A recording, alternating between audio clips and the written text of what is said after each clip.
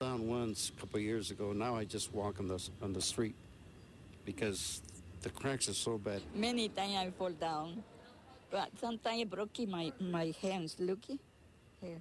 Oh, so that's one not more so time. Broke my tooth. No, so sometimes you do fall. Yeah.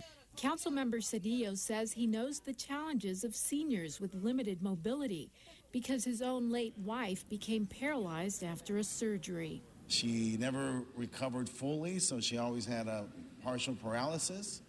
And so all of a sudden our life became about access, became about how we could get from point A to point B in a manner that was safe. But Cedillo is determined to make these streets safe and accessible for both seniors and others in the neighborhood. He plans to bring in a road crew to repair some of the most dangerous hot spots. I'm Anna Marcos for LA This Week. The head of the LAPD's counterterrorism unit is asking for the public's help in identifying young people at risk of turning to extremism. As Gil Reyes reports, the concern is fueled by militant groups in Iraq and Syria who may be trying to recruit local young people. We haven't seen chaos like this in the world in modern times. LAPD Deputy Chief Michael Downing speaking with community members near UCLA about the growing risk of American Muslims drawn to violent extremism overseas.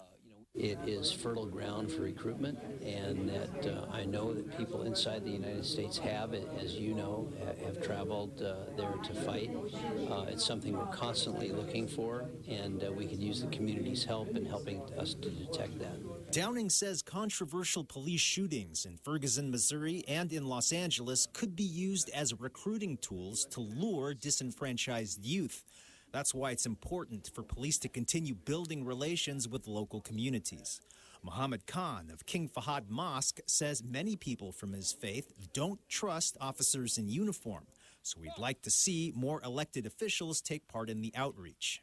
The guy with the badge usually represents an extortionist from back home.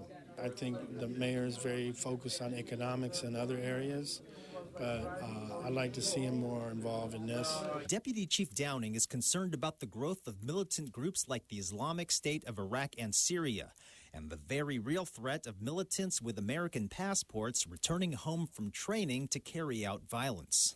They have the funds, they have a large essential army, they have the equipment, they have the tactics and training. But Los Angeles has Muslim Americans working with law enforcement. There's also a new outreach program in the works called the Safe Spaces Initiative. It's said to be the first intervention program for young American Muslims at risk of carrying out violent extremism. Near UCLA, Gil Reyes for LA This Week. The Safe Spaces Initiative is headed by the Muslim Public Affairs Council. Its goal is to create a safe space in local mosques where people can freely discuss sensitive political topics and where leaders can steer those who may be headed towards extremism back on the right path. The LAPD Forensics Crime Lab is a leader throughout the country in crime scene investigations, and now a rigorous test helps prove this crime lab is tops in its field. Anna Marcos reports. Inside this lab, you will find a drug device that can analyze any of 200 narcotics, even through glass or plastic. And you can see it just gives you a very clear result. There are computer programs that match bullets or shoe prints left at a crime scene with those left at other crimes, and which identify make and manufacturer. There's a camera that captures a crime scene in 3D. It's all in a day's work for the LAPD's Forensics Crime Lab. The work here is so good and so cutting edge that the lab just passed a rigorous test to get accredited with flying colors. It would be A+. The crime scene evidence tested here can often be the primary or even the only evidence used in a court case, and the LAPD lab is a leader in forensics across the country. It's very important that we be accurate and that our results be completely reliable and irrefutable. Every juror wants to believe that when the expert witness takes the stand, they can believe in everything they're telling them in order to make their decision. Every 5 years, the lab must meet more than 800 criteria in order to get accredited. Everything from employee work habits to how machines are calibrated, like this breathalyzer. The equipment gets checked, but it's the more than 200 employees who make the difference between accuracy and mistakes. They get tested rigorously. The saying that a chain is no stronger than the weakest link applies. A laboratory will not be accredited if every analyst in the laboratory is not qualified, competent, and doing the work in accordance with their procedures. The lab recently helped nail down evidence that kept a man behind bars in what police are calling a serial murder case in the Valley. Firearms, bullets, DNA, shoe prints, narcotics. Anything a criminal leaves behind at a crime scene is fair game for lab workers, whose meticulous efforts often help catch the bad guy. I'm Anna Marcos for LA This Week. Even though the full accreditation happens only every 5 years, the lab must also undergo surveillance visits once a year. The giant rubber ducky at the Port of LA has been the talk of the town. As Rasha Goel tells us, the attraction that's been a big draw for visitors has also been good for business. It's definitely been a hot spot for pictures. If you were down at the Port of LA in the past month, you couldn't help but catch a glimpse of the big yellow rubber duck. It was a temporary art installation created by Dutch artist Florentine Hoffman and was part of the Port of LA's 5-day Tall Ships Festival. Due to an overwhelming response, the duck stay was extended. Over the 5 days of the Tall Ship Festival, the duck and the tall ships, mostly the duck, brought a total of 277,000 people down to the LA waterfront. I had to come down here because I'm a fan of ducks. I have ducks in my bathroom. I have ducks all over. Over the last few weeks, people saw not only one, but 2 ducks, as a baby duck joined in on the fun. So what's the big fascination? Well, for spectators, it's the world's largest rubber duck, and it's 62 feet tall. And for local businesses, it's helped increase sales here at the Port of Los Angeles. The tall ships were fine, and but the duck was a big draw. It's brought more people in my shop. Officials say they are still reviewing the economic analysis, but are estimating the benefit to be in the millions.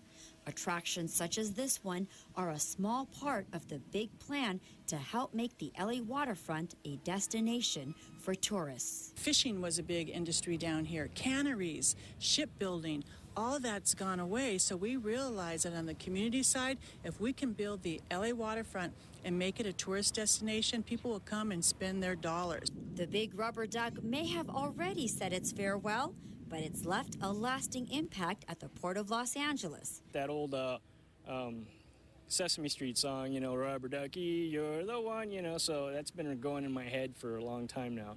Bring it back every year. Leave it here. I don't care. In San Pedro, I'm Rasha Goel for LA This Week. While the duck days of summer may be over, the 10-foot baby duck has found a new home and will be staying at the port. A city leader wants LA to create a homeless czar position, more trees in one harbor community, and a new mural at a local park. These stories and more in City Beat. Councilman Jose Huizar, whose district includes Skid Row, is asking the city to create a homeless czar position. Currently, the Los Angeles Homeless Services Authority, a joint city-county agency, is largely responsible for homeless services and coordination for the city. But given the size of Los Angeles and the scale of the problem, Huizar's motion calls for the city to establish a full-time position to manage homelessness initiatives across the city. Huizar also currently announced a joint city-county effort that not only cleans the streets of Skid Row every other month, but also provides social services to the homeless. Councilmember Jose Huizar recently honored Kate Del Castillo, a successful Mexican artist, human rights advocate, and LA resident. In addition to her entertainment work, Del Castillo was named ambassador of the Mexican Commission on Human Rights to Combat Human Trafficking in 2009 and launched the Blue Heart campaign to raise awareness and fight against human trafficking in Latin America. Del Castillo has 5 films set for release this year, including The 33, co-starring Antonio Banderas. Councilman Joe Buscaino joined community members to celebrate the planting of 136 trees in San Pedro along Pacific Avenue and 9th, 13th, and 22nd Streets. This latest project continues the tree planting initiative in Buscaino's district that started in Wilmington and Harbor City, where 110 trees were planted. The next stop will be Watts, where more trees will be planted to improve the 15th Council District's tree canopy. The multi-agency effort included the LADWP and the city's Bureau of Sanitation. A new mural at Fox and Laurel Park in San Fernando was recently unveiled. The infusion of art at the green space in Councilman Felipe Fuentes' district came at the urging of the community. The 100-foot mural was designed in collaboration with local residents and is representative of Pacoima, its past, present, and future. Artist Christy Sandoval was selected to render the final design due to her extensive experience as a muralist and her involvement in the San Fernando Valley. The mural was funded by a community development block grant received by the Los Angeles Neighborhood Land Trust. Art, it's a tie that binds. Two groups of disabled artists separated by an ocean share their struggles and triumphs through their passion for art. The exhibit is now on display at the Chinese American Museum. A traditional Chinese watercolor of blossoms, a still life of sunflowers, dark tears streaming down the face of a man. These are the works by more than 40 artists in their own right, but who also share the understanding of what it's like to live with a disability. The Chinese American Museum is extremely happy to be able to present this breakthrough exhibit for everyone. It's definitely a wonderful event to happen, not only to the Chinese American Museum, but to the city of Los Angeles. Trans-Pacific Ties, Bridging Hong Kong and Los Angeles Through Art, is the name of the new exhibit on display at the Chinese American Museum at the El Pueblo Historical Monument. The exhibit, the museum's first international collaboration, brings together the works of artists from Hong Kong and Los Angeles. The museum's international partner for this exhibit is the oldest and largest charitable organization in Hong Kong. I am honored to be able to bring artists with disabilities from the Tunghua Group of Hospitals here to Los Angeles to be able to share their artistic talents with everyone. The exhibit not only exemplifies the artists' shared passion for art, its mission is to encourage an ongoing dialogue about the shared histories and challenges that unite the community of artists, no matter their origin. 30 pieces of artwork featured are from Hong Kong and 20 from Southern California. Visitors to Los Angeles will be able to see the great work that we're doing here and in our reaching out in friendship to our brothers and sisters across the Pacific. The Southern California-based Chinese Parents Association for the Disabled was the other partner in the exhibit. The show runs through December 14th. In this week's list of things to do, a Lobster Fest, a tour of Union Station, and eat, drink, art. The Los Angeles Municipal Art Gallery's famed fundraiser, sponsored by Los Angeles Magazine, will take place on Saturday, September 13th from 7 to 11 p.m., with a VIP reception from 5:30 to 7 p.m. at the Barnsdall Art Park at 4800 Hollywood Boulevard. The event, called Eat, Drink, Art, a kaleidoscope of the senses, will be catered by celebrity chef Chris Morningstar.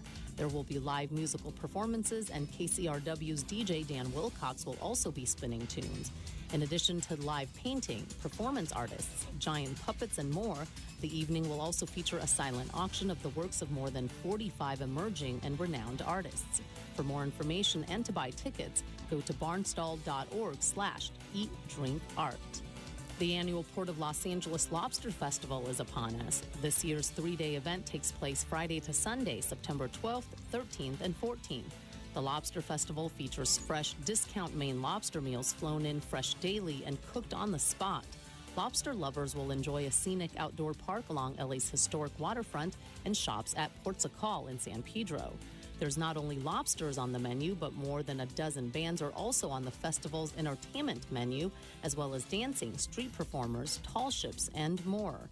Portugal Village is located at the intersection of 6th Street and Harbor Drive in San Pedro. Hours vary each day. Go to lobsterfest.com for details. Metro is offering a special tour of Union Station on the second Sunday of each month as part of its celebration of Union Station's 75th anniversary. The next tour takes place on September 14th from 10:30 a.m. to 12:30 p.m. Led by trained Metro art docents, the tours will cover historic Union Station art, architecture, and spaces not generally open to the public. Tours are free. Reservations are not required. Union Station is located at 800 North Alameda Street. Meet at the information booth inside the Alameda Street entrance. Go to metro.net for details. And that's a look at some upcoming things to do. The Salvadoran community in Los Angeles recently celebrated their roots and heritage with a parade through the streets of Hollywood. Rasha Goel has more. Patriotic flags, people in authentic dresses, and Councilmember Mitch O'Farrell as the Grand Marshal were all part of the 14th annual Salvadoran Parade held near the intersection of Van Ness and Santa Monica Boulevards in East Hollywood. It's a tradition to have the parade in this thoroughfare, and this is a corridor that has lots of Salvadorian residents and businesses, and it's a gathering spot for the Salvadorian community. Happy Salvadorian Independence Day! The parade is also a celebration of the Central American country's Independence Day, which falls in September. So far, we have been being like a country when we don't have a war, and we're trying to grow as you know, as a family, and little by little we have been doing that. The Salvadoran community is the second largest Hispanic group in Los Angeles. I'm Rasha Goel for LA This Week. That's going to do it for this edition. Thanks for joining us. I'm Ellen Chang. A reminder that you could catch us online at lacityview.org. You can also follow and like us on Facebook. We'll see you back here next week for more of LA This Week.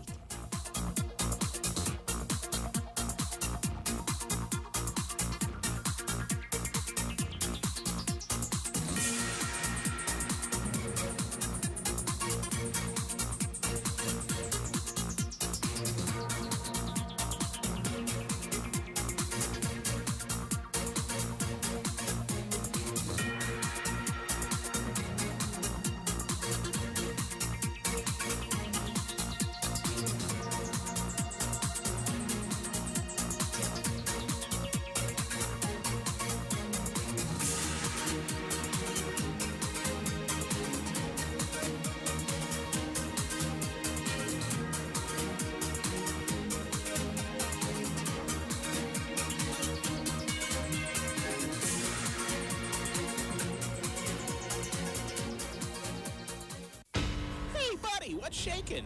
We're not prepared for an earthquake.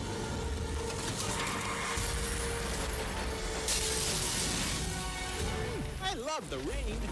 We're not prepared for a flood. Sure, in the movies, this is all pretend, but in real life, you gotta be prepared for any type of an emergency. You can't predict, but you can prepare. Yeah. How'd you know? The ball called. Be prepared at LAFD.org. Hi, I'm Chris. I'm an Iyengar yoga teacher here in Los Angeles, and you're watching LA City View, Channel 35, Our City, Our Channel. Namaste.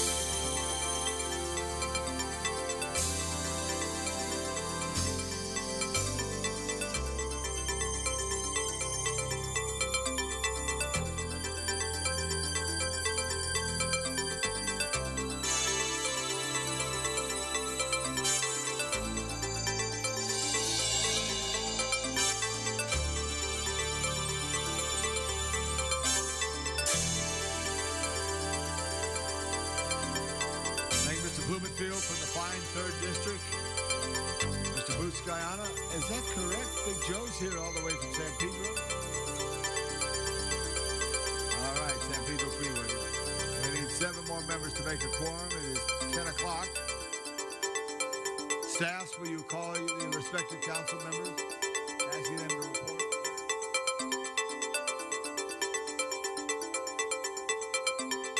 Mr. Cedillas, well.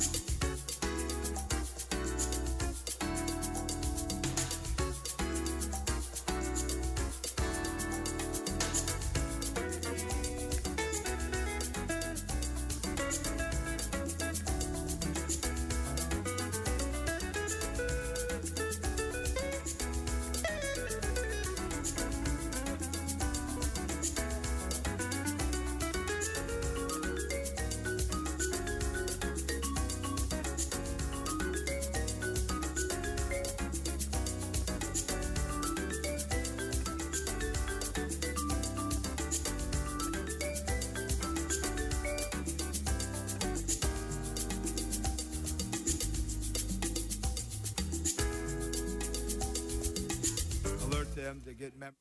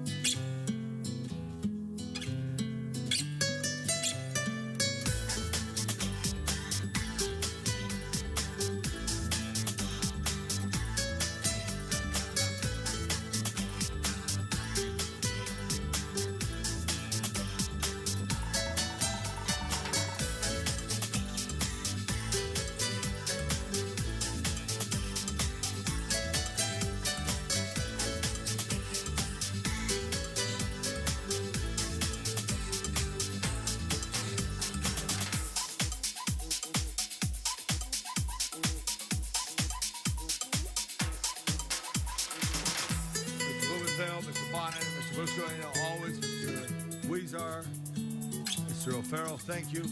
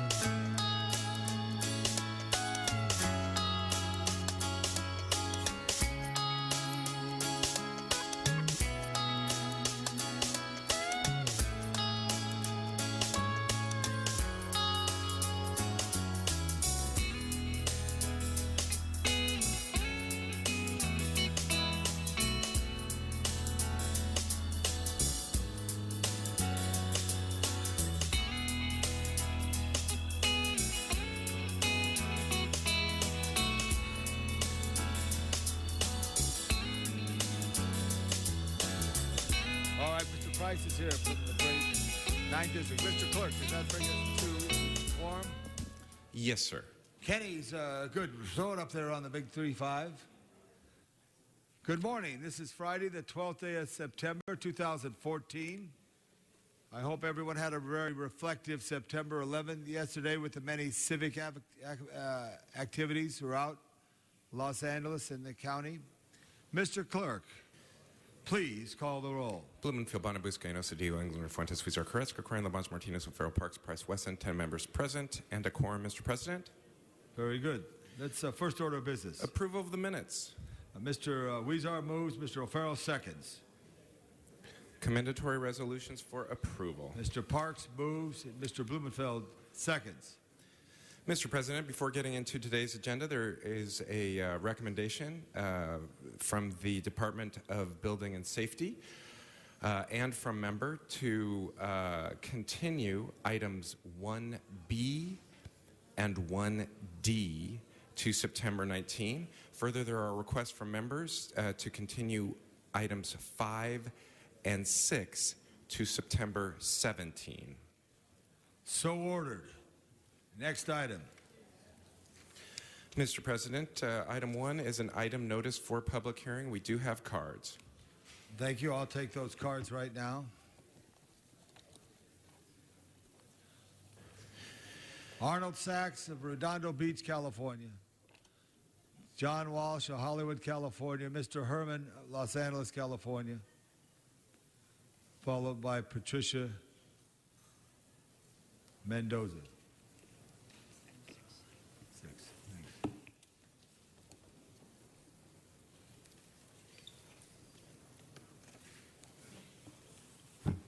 Hell of a great agenda. Thank you. Good morning, Arnold Sachs. Again, I hold this item, this building and safety stuff, only based on the personnel part for the code violations, the inspections for the code violations, and how you use the manpower for the inspectors to do this code violation. By any chance, anybody read the LA Times today? The op-ed, Mike Fuhrer, justice takes to the streets in the neighborhood district. You're going to start a new program with neighborhood prosecutors to address the quality of life crimes that occur in local neighborhoods. Mr. City Attorney has ruled a ruling. Mr. City Attorney.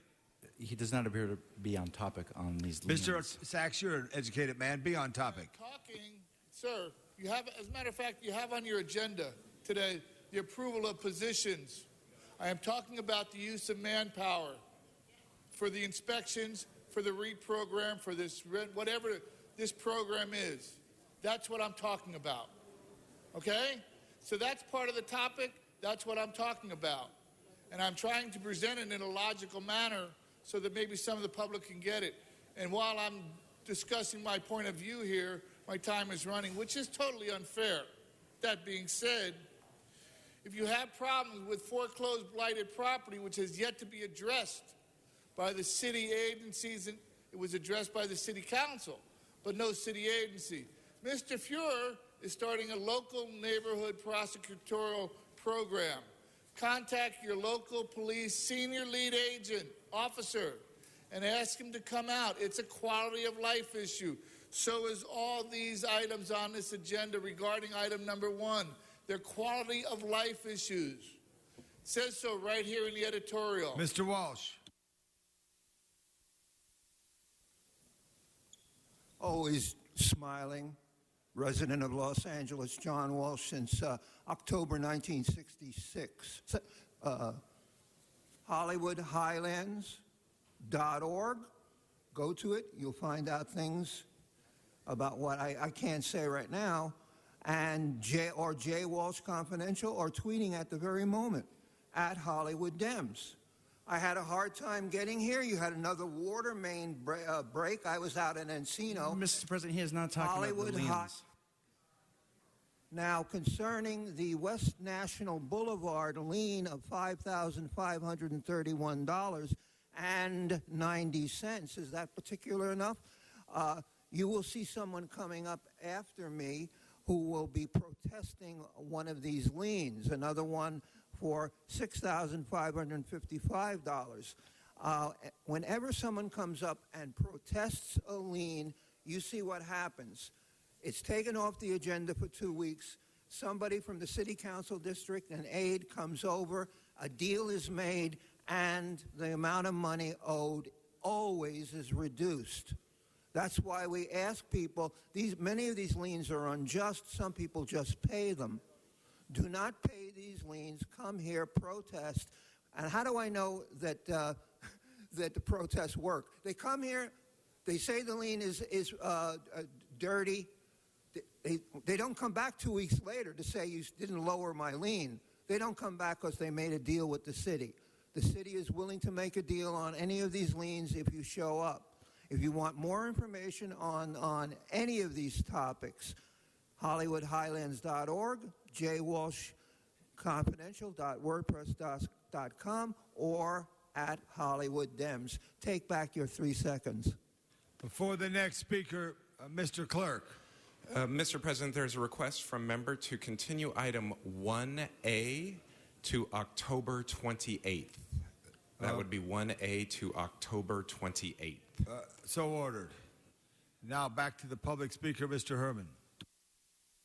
Fellow Californians. Speak to the microphone, please. Fellow Californians, Batman has returned on special request to deal with the issues of these predatory liens and these violations that continue to become an issue of a war on your civilians. The civilians whose liens are doing more harm than they are doing any good. Don't we all deserve a home without a lien? I'm asking you, as a consul from Batman, you children listening, all of you on TV paying attention to this, all you thousands to millions of people listening in, should the city continue without due process for these illegal predatory liens? Should they violate your rights to a home? I'm not going to get into the very detail of the issue. All of you will know that the liens that we've discussed can be prevented, and we have the ability to stop them, as Mr. Krikorian has pointed out, that we are the capital of liens now because I, Batman, investigated the lien process of this city. And it is violent. It's very violent. It's disruptive. And it Mr. Speaker, speak to the council. I am speaking to the public. Speak to the council. I am speaking to the public about the issues of the liens. For example, CD5, CD8, CD1, CD7, and I can go on with these liens, but I will not. There's a woman coming up here on public comment, Ms. Mendoza. What are you doing to correct her lien? How many deferred liens are you going to put to the side and never deal with the issue? Thank you. The next speaker will be Patricia Mendoza. Sergeant, would you have the other speaker clear the area? He's created a disruption. And would you warn the other speaker to not create a disruption? Ms. Mendoza. Good morning. My name is Patricia Mendoza, and I'm here regarding a property.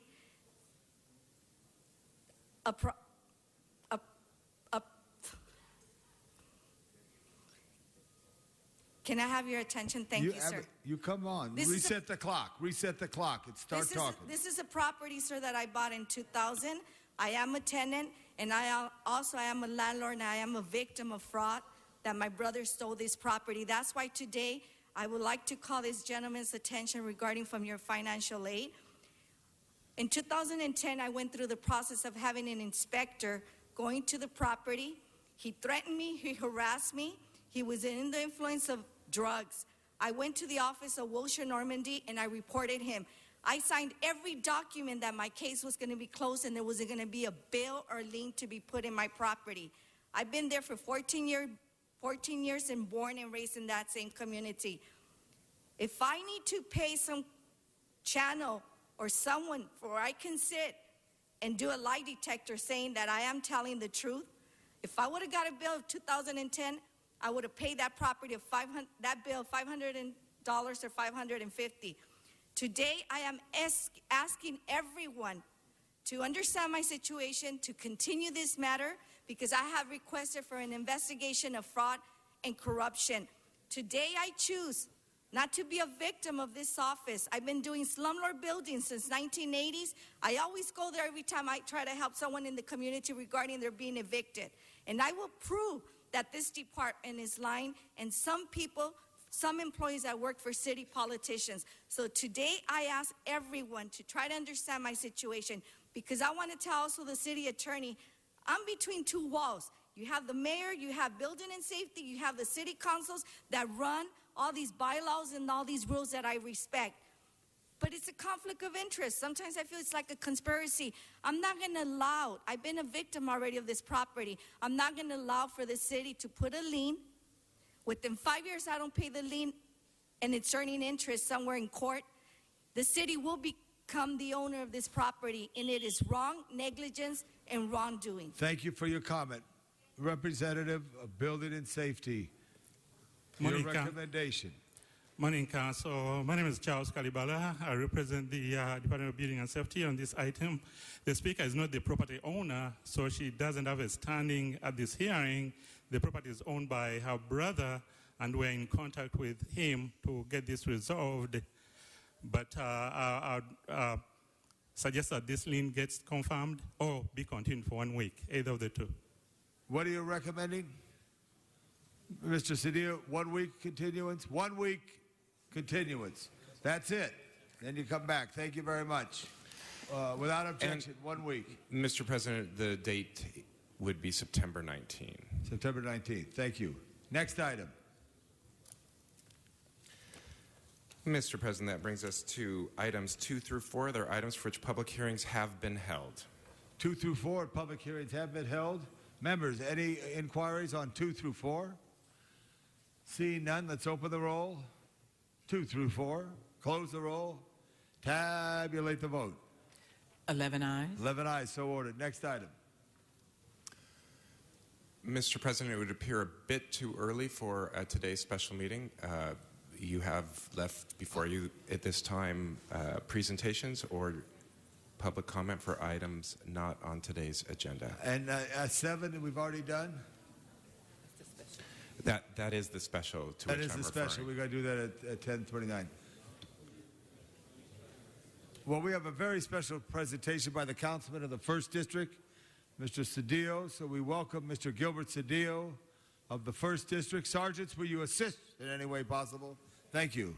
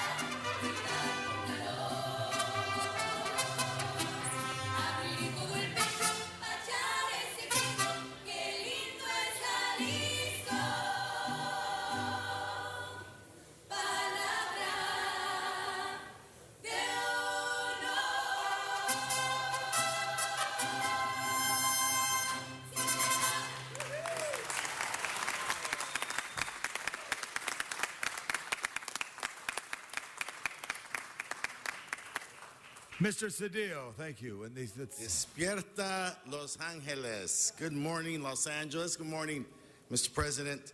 What a great way to start the weekend as we move towards Mexican Independence Day this Tuesday.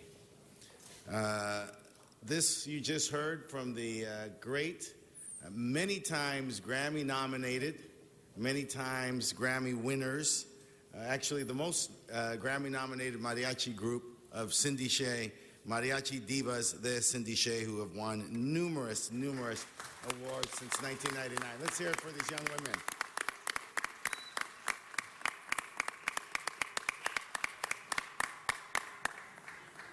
Members, this Monday will be what's known as El Grito, and El Grito is the clarion call for Mexican independence.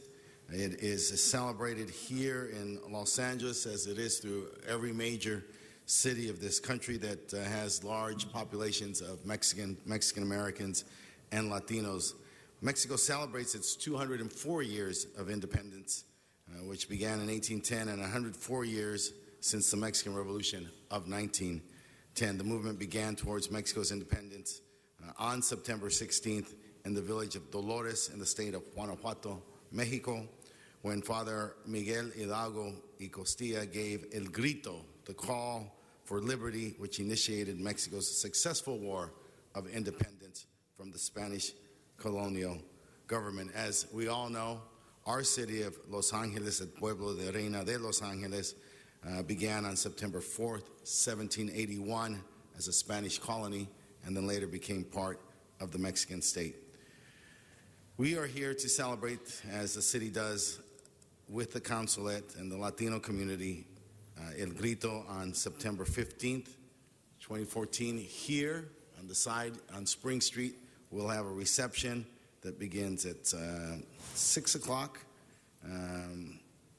7 o'clock, I'm sorry, with an official El Grito ceremony at 8:30. The star will be our special guest, Grammy-nominated Christian Castro, who will headline our show. And Christian is one of the best-selling Latin artists. He's a rock star. He is very, very famous. Crossover. I don't know who he's the equivalent of. Who would he be? I'm trying to think what the American equivalent of who you are. You're such a crossover star. But Christian is one of the most famous recorders, performers in Mexico and all of Latin America with Latin pop, boleros, including he does some heavy metal. So Christian will be there. He's just released his most recent album, En Primera Fila Día Dos. And then finally, we are very distinguished to have the very distinguished Consul General Carlos M. Sada with us. Carlos Sada is a diplomat of the world. He has served in great cities of this country, New York, Chicago, Washington, D.C., Los Angeles. He's from Oaxaca.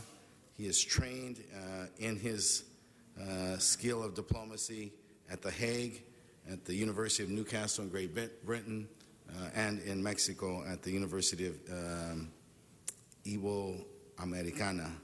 He is a consummate diplomat, and we are very honored and privileged to have him here. What I enjoy about Carlos Sada is everywhere he goes, he seems to lead the way. He's the indicator of what city, a great city of this state, of this country, will have a driver's license. And so when he came to Los Angeles, I welcomed him with open arms. And who knew within months later that Governor Jerry Brown was here with us to sign the bill for the driver's license bill. So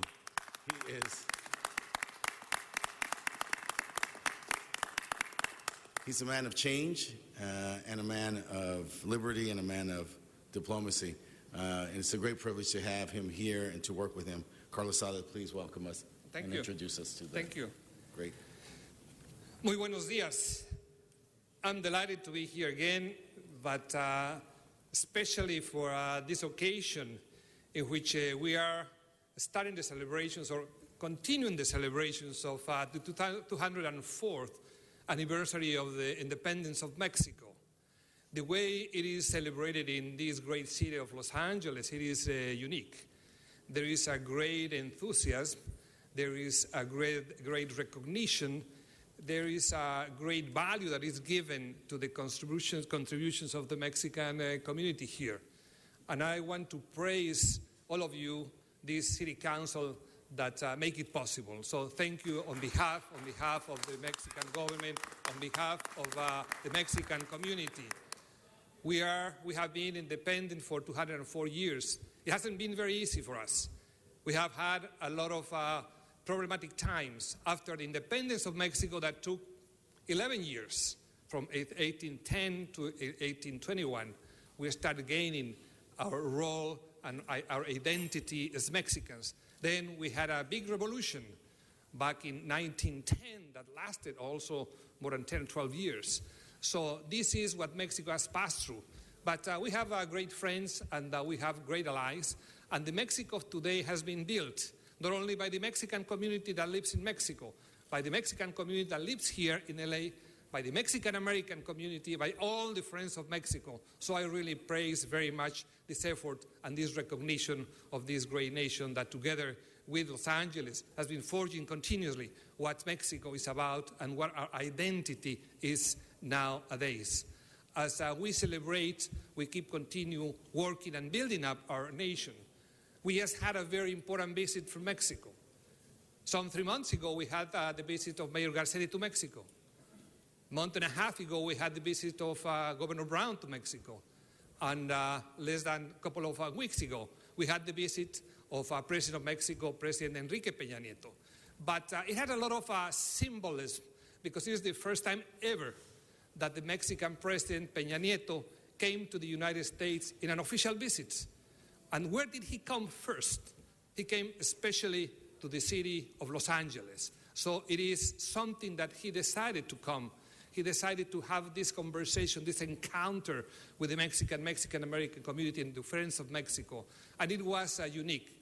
The reception, the welcoming attitude of the people of LA, it was unique and fantastic. From here, he went to Sacramento, also to have meetings with the Congress of Sacramento, but more important so, there are a lot of agreements that were signed between Mexico and Los Angeles, between Mexico and California. And again, California is playing a leading role in the relationship with Mexico, a state that represents the 8th largest economy in the world, with a country, Mexico, that represents the 13th largest economy in the world.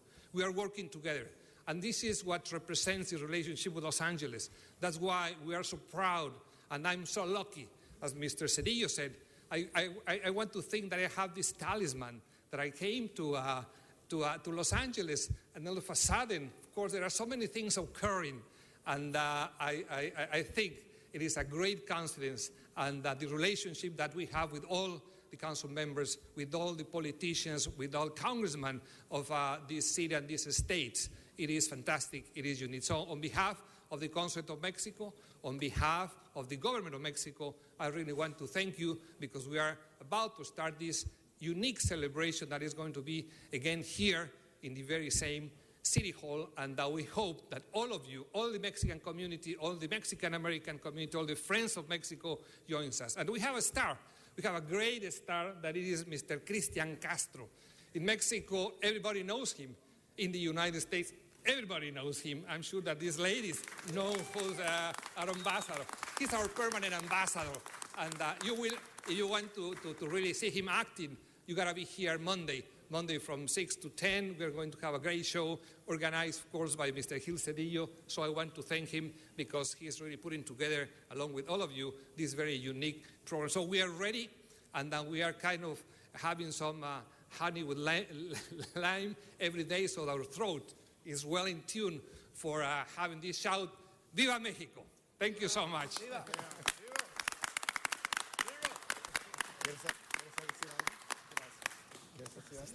No sé. Lo va a decir cansando. With that, Mr. President, I thank you. I welcome the entire council and the city of Los Angeles to join us this Monday as we engage. Oh, yes. Okay. This is for Sonora Santanera, Nuevo Sangre. Okay.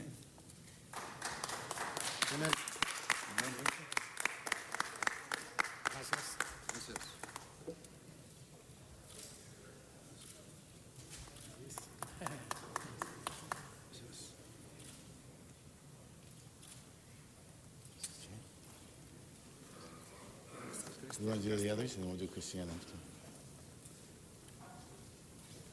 This one is for Mariachi Divas.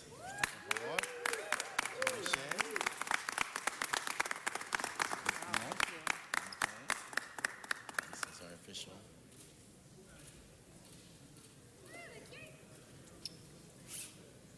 Okay. Thank you. The next one, is that? Yes. Okay. This one is muy especial, Cristian. You get. Yes. Bravo. Bravo. And finally, on the 204th anniversary of Mexican independence, the City Council acknowledges and gives praise to our Council General. Thank you. Bravo. Bravo. Thank you. Bravo.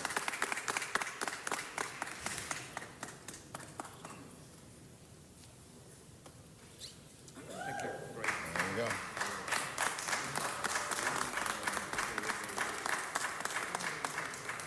We want to welcome the entire council and the City of Los Angeles to join us this Monday evening, 6 to 10.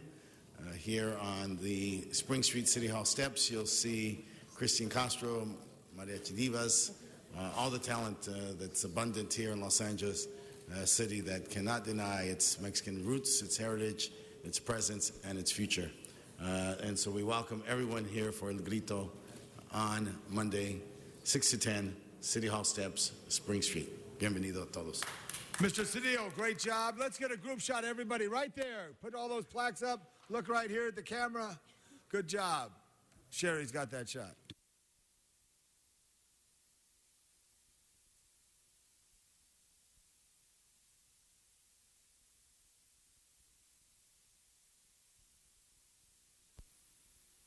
Mr. Cedillo, as always, good job. Everyone's welcome on Monday. Congratulations.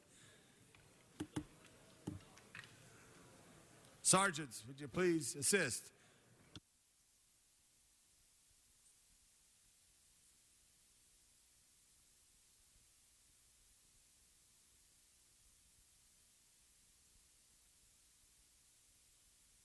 Let's have the Mariachi Divas a big hand again. Great job, great artist. Good.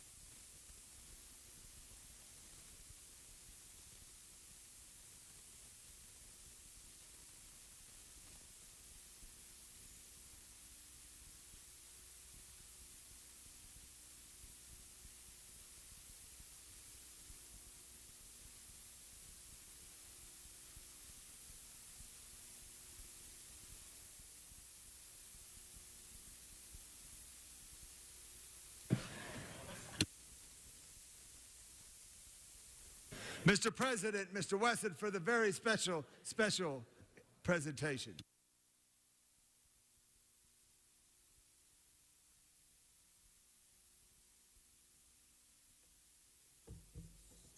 We have an iPad.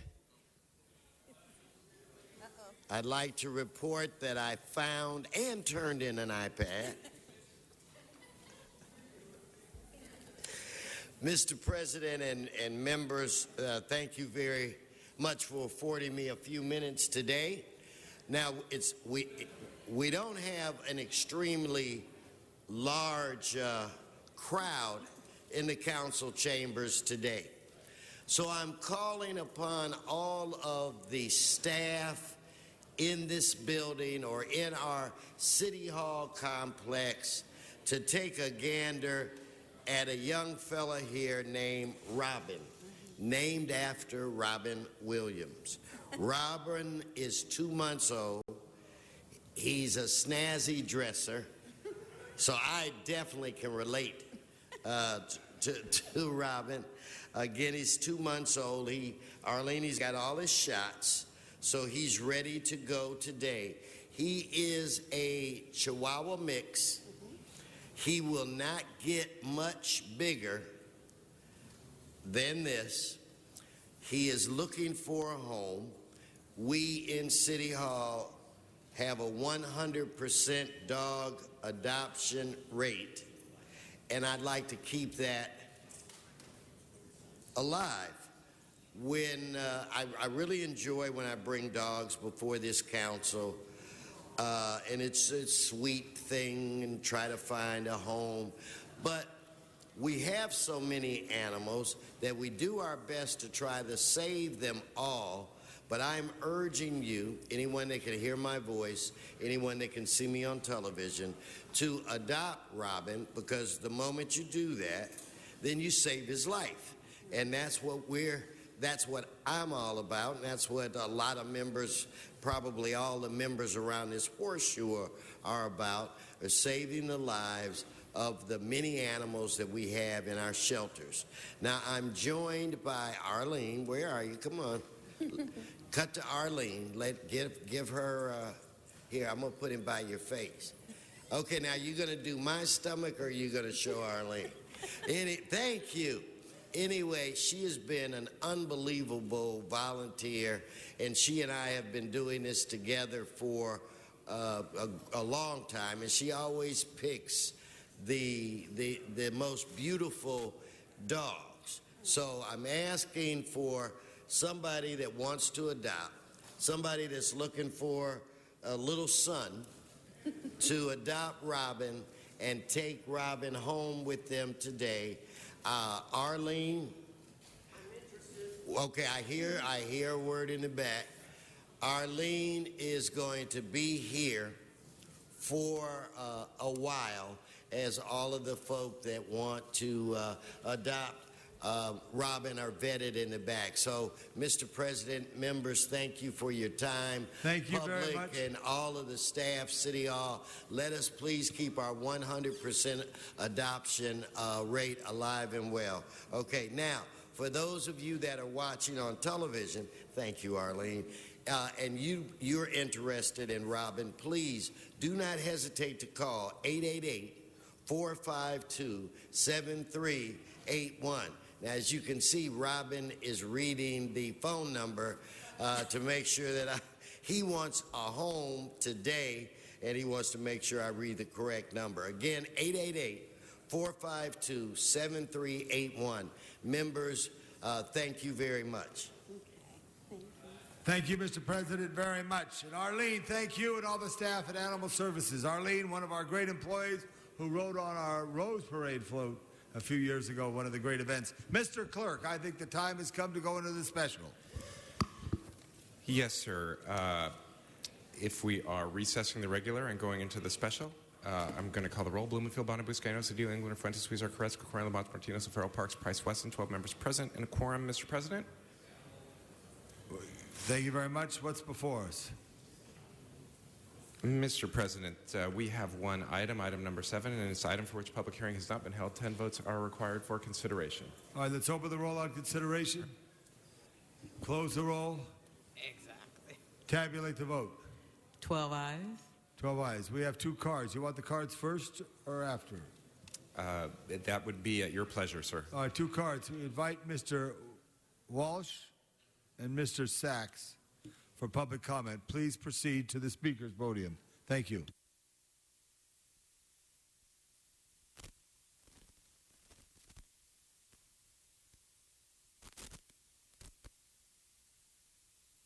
John Walsh, blogging at HollywoodHighlands.org or go to jwalshconfidential.wordpress.com and watch us on Twitter at Hollywood Dems. This concerns the LAFD, and I want to see something positive, because when I come up here, I say a lot of positive things, and I would say the LAFD by far is the least corrupt agency at city, by far, because if they were corrupt, it would take them a long time to show up and people would die. When's the last time you saw a headline, and we want these fire assistant chief and the fire captain, senior storekeeper, we want these positions approved and confirmed? Go and check on Google. They don't have a damn thing on the fire department. If you have a heart attack, your chance at a restaurant, your chances of surviving that with a paramedic showing up are greater in the city of Los Angeles than any other city in California and perhaps the United States. There is one major problem with the fire department, and that is it is a very, very sexist agency. Go and check out the percentage of female firefighters in New York, Chicago, Detroit, Atlanta, even in right-wing heaven, Houston, Dallas. The percentages are significantly higher. Now, a lot of women up here, they don't give a damn about women, politicians, unless they're related to them. But we want to say that there is no effort being made, no sincere effort to get rid of sexism at LAFD. Hollywood Highland. Mr. Sachs.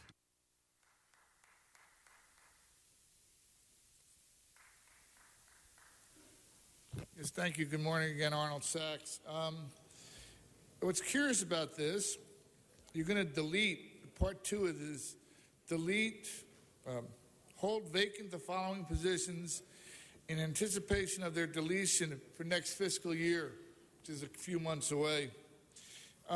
1 fire battalion chief and 1 director of fleet sales. So what happens to the money? You know, we've heard so much about their short equipment. They need iPad. They need to have new equipment for helping them to navigate the city streets so they can make their calls quicker. Or we've heard discussions about how they're not manning the 2 different types of units. Mr. Laban's, one has got 3 men on a truck, and one has got 2 men on a truck, I believe, 4, whatever. But I do remember there was a time in the council chambers you said they're categorized as 2 different types of fire units that they send out. So what happens to the money? Because that's all money here for a battalion chief and a director of fleet sales, it doesn't say. And the differential between the positions they're going to keep through June 2015, what happens for the next fiscal year, which starts July 2015. That's the fiscal year 15-16. So how is the budget worked out? And again, we're talking about budgeted positions here. Why can't you get budgeted positions to go out and do inspections? The mayor's talking about hiring part-time parking enforcement personnel so they don't have to pay benefits. Why do you need to have discussions about this when you leave $1,000 per day on the table and don't do a damn thing about it? All right, that completes public comment on this issue. Mr. Clerk, there's no speakers in the queue. Let's open the roll, close the roll, tabulate the vote. 12 ayes. 12 ayes. Next item. Mr. President, I believe there's a recommendation to send that matter forthwith. Absolutely, Alan. Absolutely, Mr. Clerk. Good. Forthwith. Very good, sir. Would you like to adjourn the special meeting and return to the regular? Yes. Very good. Mr. President, that takes council back to general public comment for items not on council's agenda. For general public comment, Mr. Walsh.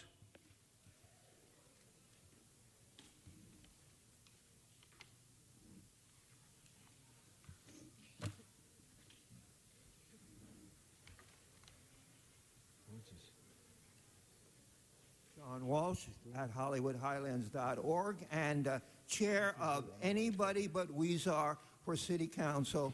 Vote for Gloria or vote for Nadine Diaz.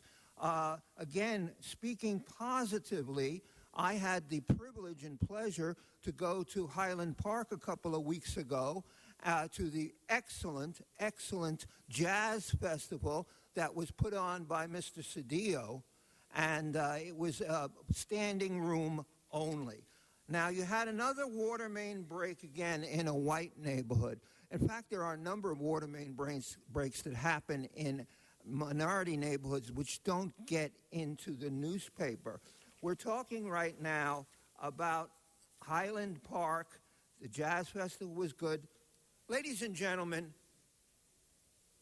4 blocks from where I am standing now, in the so-called Fashion District, which is actually Skid Row, the DEA came in 2 days ago and found $65 million in plain view, just sitting there. Now, people are saying this is an attack on Mexico. No, it's not an attack on Mexico. It's an attack on a Sinaloa drug cartel. It was their money. Why didn't they hide it? Because everybody in America knows, including the DEA, you don't have to hide anything here. You can just put it out in public. Now, the reason the DEA did not tell the LAPD about the drug raid is because the DEA knew that if the LAPD found out they were going to raid the Fashion District, the Sinaloa cartel would have found out, because it's leaking like a sieve there. And I'm telling you, no city in America can you just stack up $65 million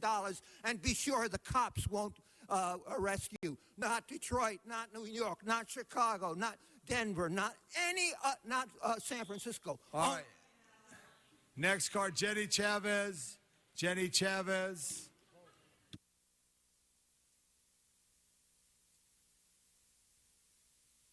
Jenny Chavez, please. You got a card?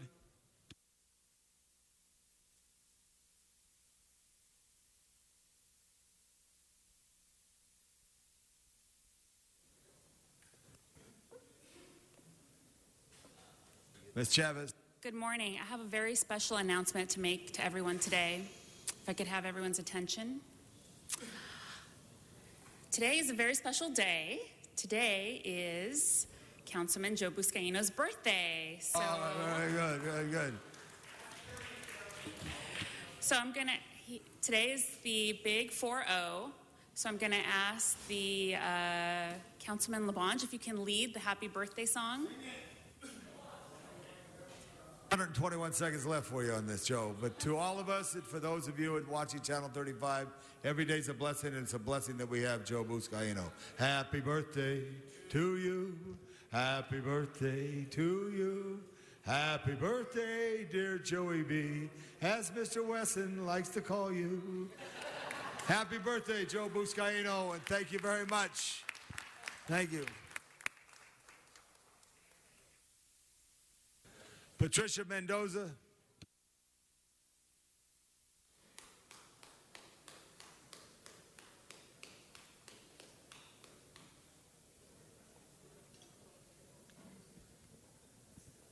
Excuse me, can I have your full attention, Mr. LaBonge, and everyone else as a taxpayer? I wanted to thank you today, Mr. LaBonge, excuse me, for being civil and having respect for me today. Because the last time I wasn't happy the way you treated me, really, really bad. So I would appreciate if you can be more civil, and I do thank you for being nice to me and letting me speak. Also, I would like to tell the city councils for being all male. Not even one of you got up the last time that I spoke to let you and call your attention, Mr. LaBonge, to give me that right and not violate my rights to let me speak. We're here because we come with hope and with faith, hoping that someone will see the truth and say, let's try to work forward with the stakeholders, the tax people like me. When I spoke earlier, Mr. Tom LaBonge, I wanted to cry because I'm overwhelmed.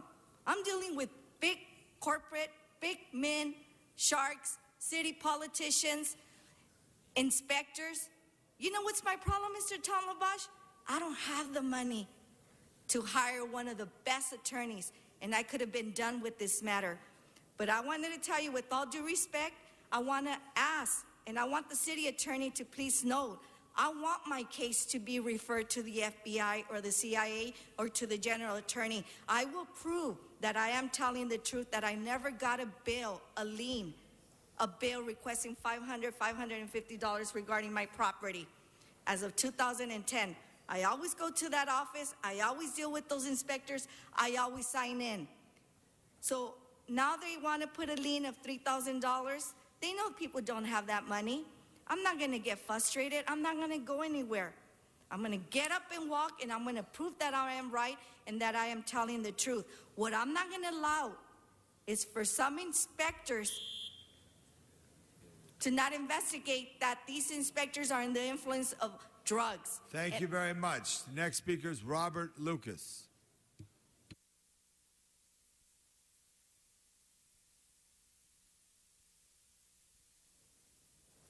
Good afternoon, everybody. I want to share something with you, and it might get a little passionate here. I spent yesterday at the 9/11 at the Fire Department Training Center and absorbed some of that. And a lot of that passion is what's fueling me with what I'm doing with this nonprofit. Mr. Huszar has scheduled a town hall type forum later this month, September 29th. And I've spent the last 3 weeks out in the community, in the upper part of society, the beautiful parts of the city, the middle area, and then the poverty level. When we try and make some of these changes and suggestions, we must realize all of the parts that this city plays in the problem.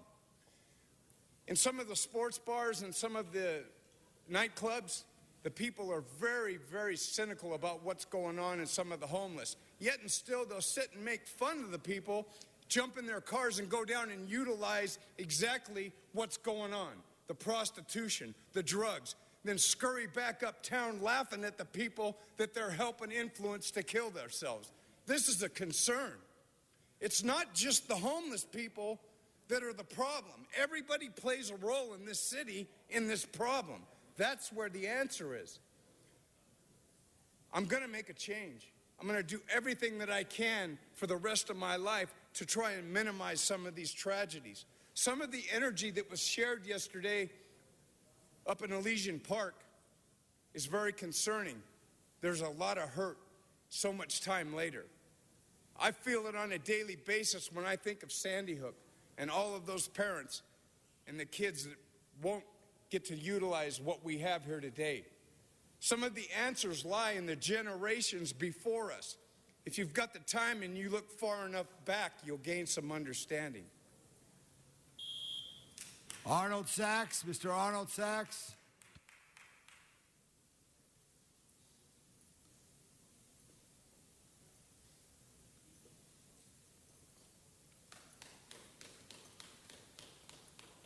Oh, would you put a sock in it?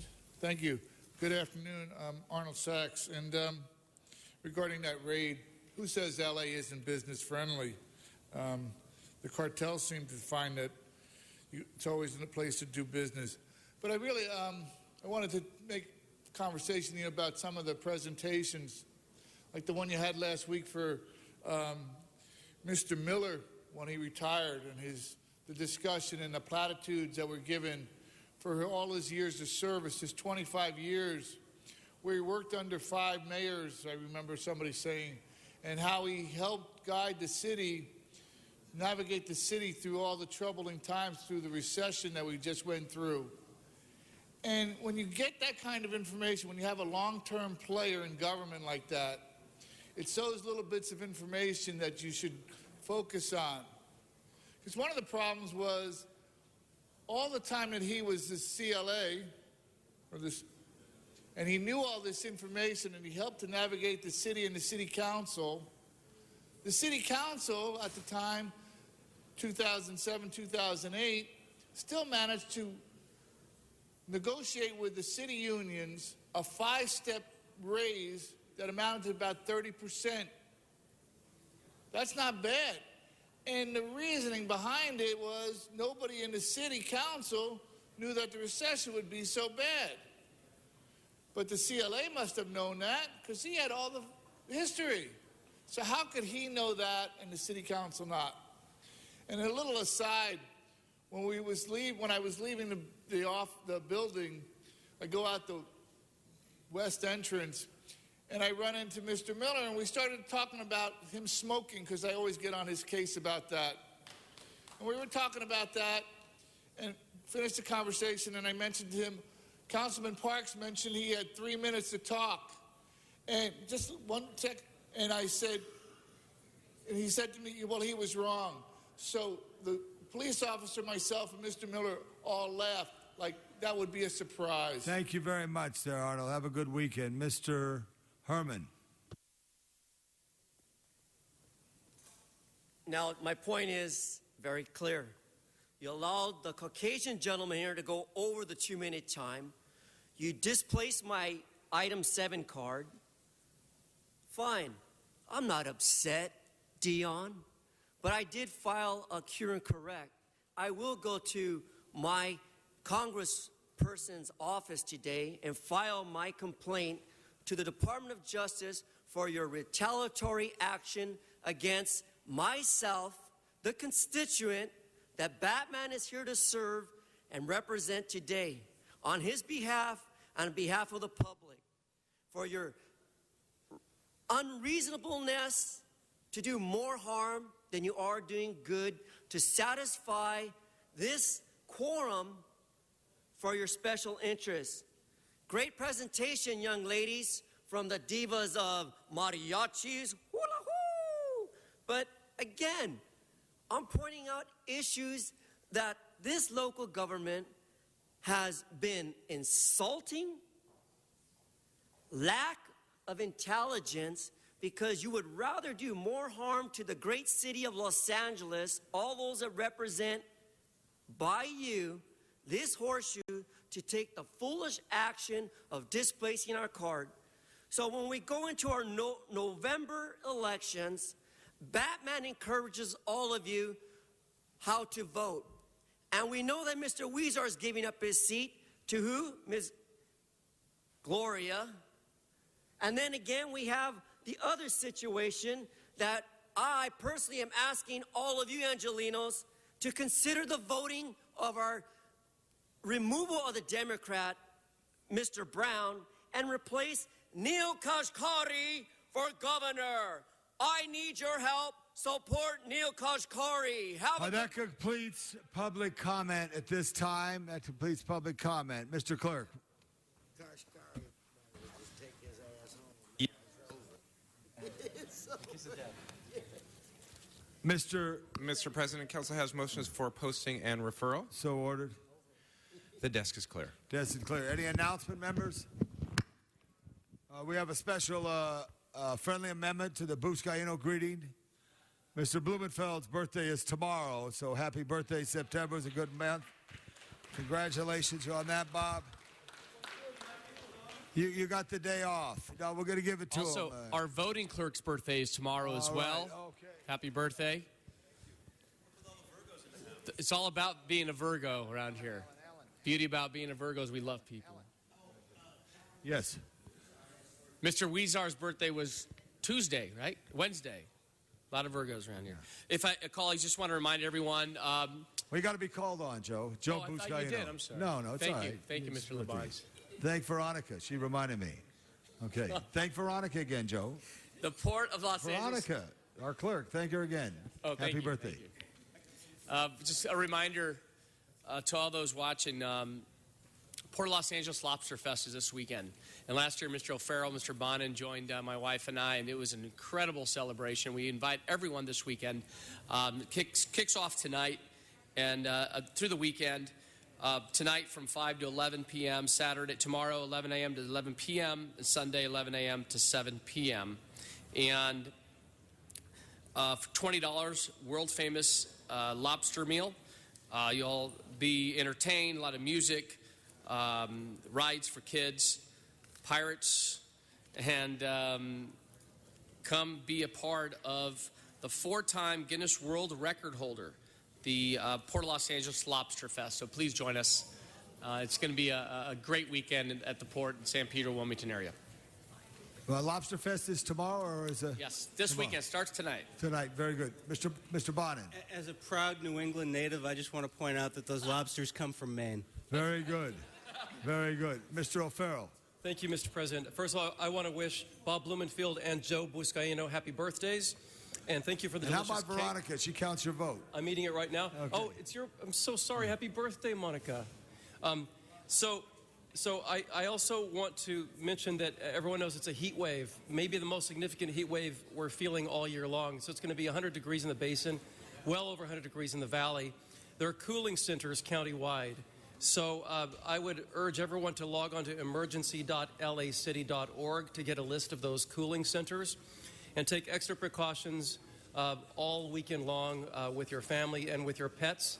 Make sure and do not leave anyone unattended in a locked car in the heat. And let's prepare for this heat wave. Thank you. Mr. Parks. Thank you very much. In behalf of Errol Siegel, one of our business people in the 8th District who owns Active Recycling at 2000 West Lawson Avenue, he is providing what he calls a Clean Up Los Angeles campaign from Friday, September 26th through Thursday, October 2nd. All of you have been given a white envelope with both Spanish and English. Anyone in the city of LA that brings in a vehicle of disposable property, he will take it for free. They will allow one free load for that 7-day period. Green materials, concrete blocks, car, truck tires. The only thing they will not accept is liquids, hazardous waste, and food waste. But it is an opportunity to amplify some of the discussion we've had in the last several weeks about illegal dumping, alleys, and cleanup. He took this upon himself and would like to make it available citywide. At 9 a.m. on the 26th, he will be holding a news conference to highlight it, and it will go for that 7 consecutive days. So anyone wanting to take advantage of it or promote it in your district, he certainly is willing to accept that trash and keep it out of your alleys and byways. Thank you. Thank you, Mr. Parks, very much on that. Just to remind everybody how special our public safety first responders were yesterday on a variety of civic events, from the historic Station 27 in Hollywood, where Don Force spoke eloquently, and Captain Scott, as members of our USAR team that did go back 13 years ago to New York and responded to the needs. And also the events out at Station 88, community-driven, as well as at Frank Hodgkins in midday. Tomorrow is going to be a very special day, big 5K run in Koreatown in Mr. Wesson's district, but they got a step in mind for just a foot, so I'm going to announce it. Mr. Wesson, I would like to invite everybody there to Wilshire and Western. Following that, at Ernie's Walks out on the Los Angeles River, due to the great work of the Bureau of Sanitation and the great job they've done in the Sepulveda Basin with the Tillman plant, all the fresh water that comes down now will be complemented by the wonderful Ernie's Walk, named after a gentleman named Ernie who did the care and tender for that land. So we thank the Bureau of Sanitation and everybody's there. Late in the day at the Campo de Cahuenga, Mr. Krikorian and I will be flying by the Campo de Cahuenga for the 164th anniversary of California. So a lot going on, plus Boston College is hosting the Trojans, and University of Texas at Jerry Jones' house having a game against UCLA. Great night for high school football. Loyola in their oldest school in the city in Mr. Wesson's district, 150, first district, Mr. Cedillo's district, but Mr. Wesson is in charge of Venice Boulevard. I don't know if you know that, all the way through. They're having a night game, first time in 150 years out there on Venice Boulevard. So with that being said, Mr. Krikorian. Thank you very much, Mr. President. I just wanted to announce that on Sunday morning at 9 a.m., the CBS Studio Center in Studio City will once again be hosting the annual Women's Health Walk and Run event, which is sponsored by the Ovarian Cancer Coalition of Greater Los Angeles. It's a very important annual event that raises a substantial amount of money for ovarian cancer and other issues. That's this Sunday morning, 9 a.m. at the CBS Studio Center. Thank you very much, Mr. Corey. Do a great job there at the CBS studios out there in your district. And they do a great job at inviting the community. They're a community-driven organization. So, members, we have completed our announcements. Do we have any adjourning motions? We have one from Mr. Koretz. Please rise for adjourning motions. Sergeants, please assist.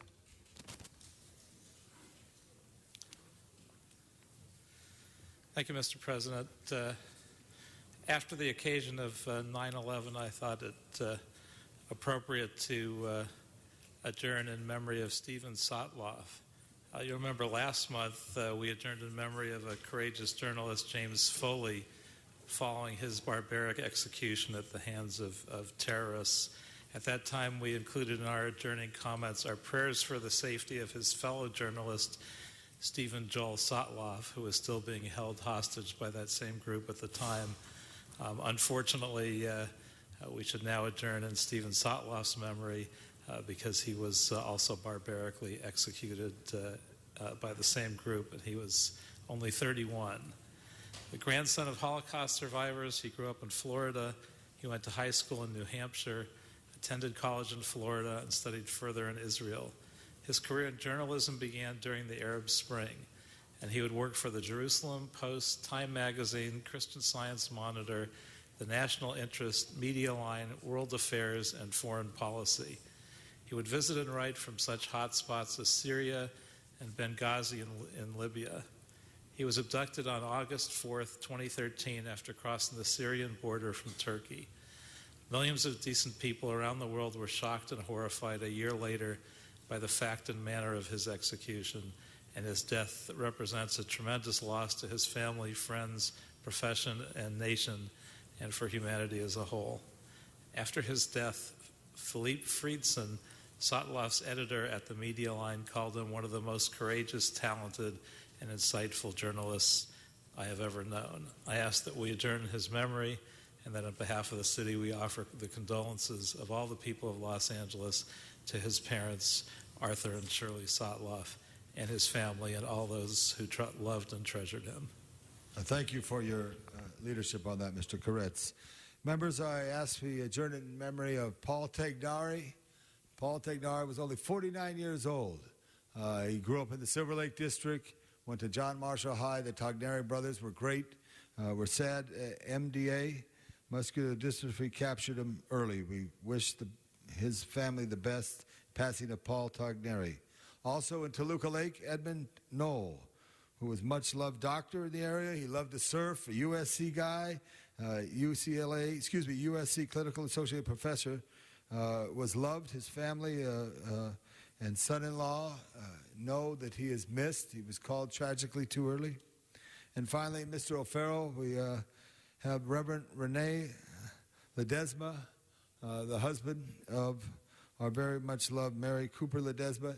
He died up at the United Methodist Church in Hollywood, a very special family that's involved in the community, not just with their faith, but with their love and community and engagement. He was a wonderful man who was involved in life and education, and also worked nationally and internationally for the General Board of Global Ministries for the United Methodist Church. We ask that we remember all those who went before us. This concludes our meeting today. Continue to serve the city well, and have a good weekend, and thank everyone for their engagement today in this meeting. Good afternoon.